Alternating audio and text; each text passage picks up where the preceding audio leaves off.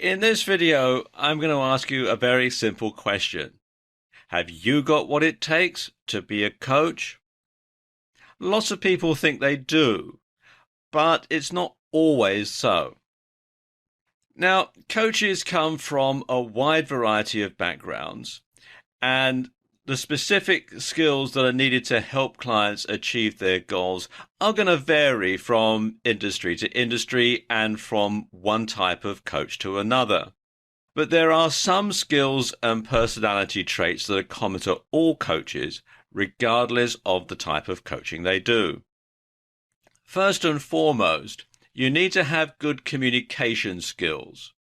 You need to be able to communicate effectively with your client. And you need to do this for two reasons. First of all, you need to get your point across.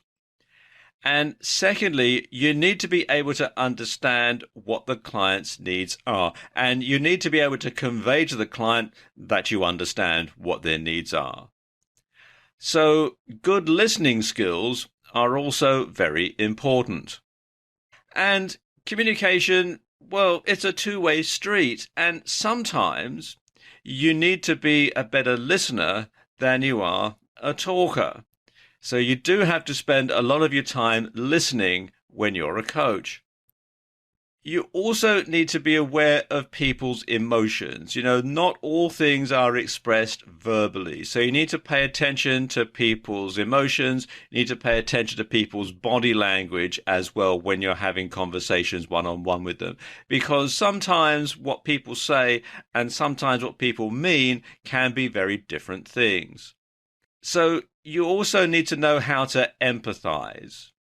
Note I say empathize, not sympathize. You need to be able to empathize with what your client is saying. You need to be able to look at things from his or her perspective and think of how they might be thinking and to communicate them from that sort of perspective. And you need to be able to offer words of encouragement without coming over as patronizing or condescending. Another skill that you're going to need to have if you want to be a coach is good planning and organizing skills. Clients can often become bored and disillusioned with poorly structured and disorganized coaching programs. So you need to be able to have a proper structure in place. You need to be organized. You need to know exactly how you're going to help the client achieve their objective. So the ability to plan and organize effective programs that deliver tangible benefits to clients is of crucial importance. And this can only be done if the coach fully understands the client's needs and goals. Now, once that's done, a good coach can draw up a plan of action to help the client achieve those needs and goals. Or to put it another way, you have to know what people want before you can help them to get it. And you can only do this if you can listen and you can understand what they're saying to you. A couple of other things that a good coach must be able to do. A good coach must be able to structure an effective plan for each coaching session so that you know exactly how the goals achieved at each session is going to fit into the overall scheme of things to reach the desired end goal. So you have to know how each step along the way fits into the overall picture of things. Another skill that good coaches need is analysis and evaluation. Coaches need to be able to analyze both the client's performance and their own performance. You need to know whether you are being able to deliver exactly the sort of coaching that the client wants. So you need to constantly keep assessing things, and you need to constantly be assessing the overall performance, both yours and the client's, and the goals achieved. So has the client hit the goals that he or she has hired you to help them achieve? And also in your own business, your own goals, are you reaching those? And it's a constant process of evaluation. Something else, you must have the skills and ability to revise and change the program to meet changing circumstances. You can't be a stick in the mud. You have to be able to counter changes that are going to happen, because sometimes when you implement changes in the client's business, particularly if you're business coaching, then sometimes the law of unintended consequences comes into play, and something might happen that you didn't foresee. And so you have to be able to then counter that and get the client back on track. And so that skill is very important. And all good coaches keep an open mind.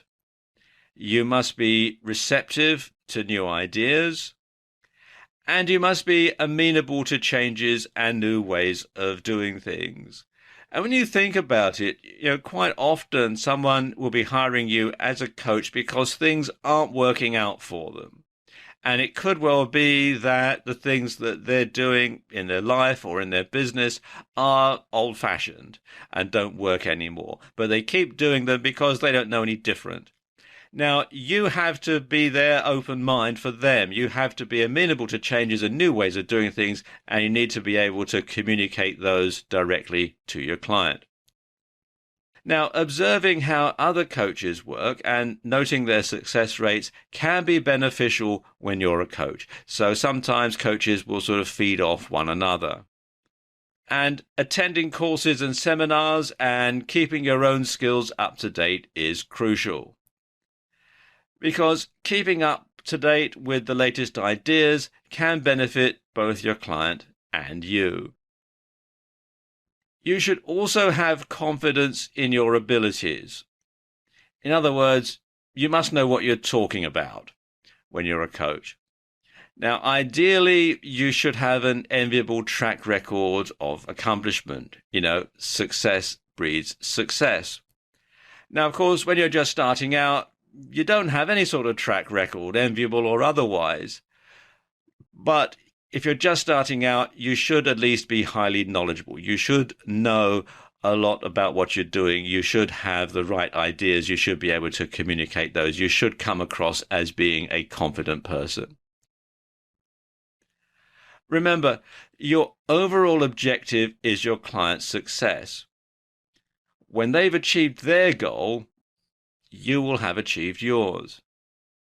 And coaching is all about what's best for the client, not what's best for you. And your ego has to be strong enough to stand that.